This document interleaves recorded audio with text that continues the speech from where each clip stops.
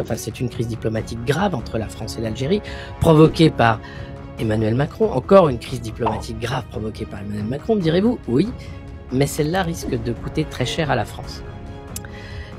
خوتي الجزائريين، السلام عليكم ورحمة الله تعالى وبركاته. مرحبا بكم في فيديو جديدة. للخطرة الأولى تلاقى بقناة قطار الجزائر الجديدة، يشترك معنا مرحبا به. وعلى حسب إحصائيات اليوتيوب كاين كتر من 70% ملي يشوفوا الفيديوهات وماشي مشتركين. كليكيو سبسكرايب، ماكو خاسرين والو، وفعلوا الجرس باش ما تعطيوش جديد. وما نطولش عليكم بزاف خوتي، خليكم تشوفوا الفيديو. Enfin, c'est une crise diplomatique grave entre la France et l'Algérie, provoquée par Emmanuel Macron. Encore une crise diplomatique grave provoquée par Emmanuel Macron, me direz-vous? Oui, mais celle-là risque de coûter très cher à la France.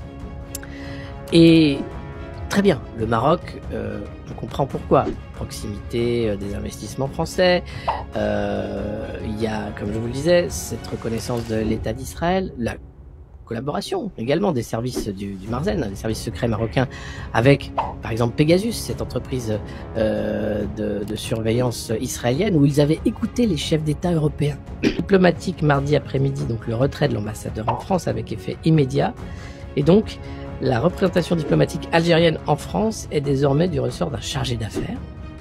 Donc ça voilà. Il y aura un arrêt de l'accueil des immigrés clandestins frappés de l'OQTF par l'Algérie évidemment, dont l'expulsion ne sera possible qu'avec un laissez-passer délivré par les autorités algériennes. Évidemment qu'elles ne délivreront pas de laissez-passer. Donc Gérald, que vas-tu répondre à ça? Il y aura probablement aussi des sanctions économiques avec Renault et Peugeot et les importations françaises en Algérie.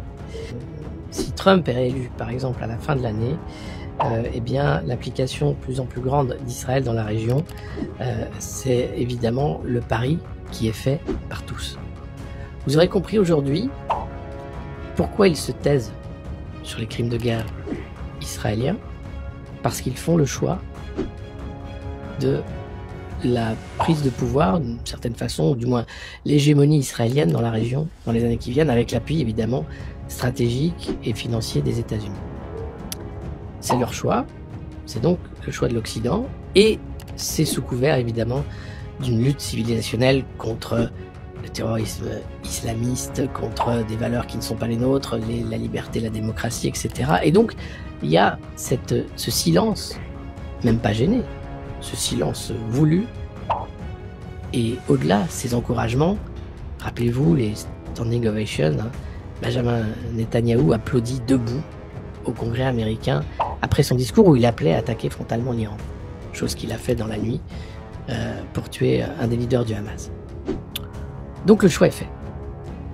Voilà. Israël peut compter sur de nombreux alliés au niveau international parmi les nations les plus riches et les plus gros vendeurs d'armes du monde. Donc le choix du Maroc est tout à fait logique contre l'Algérie qui ne reconnaît pas l'État d'Israël.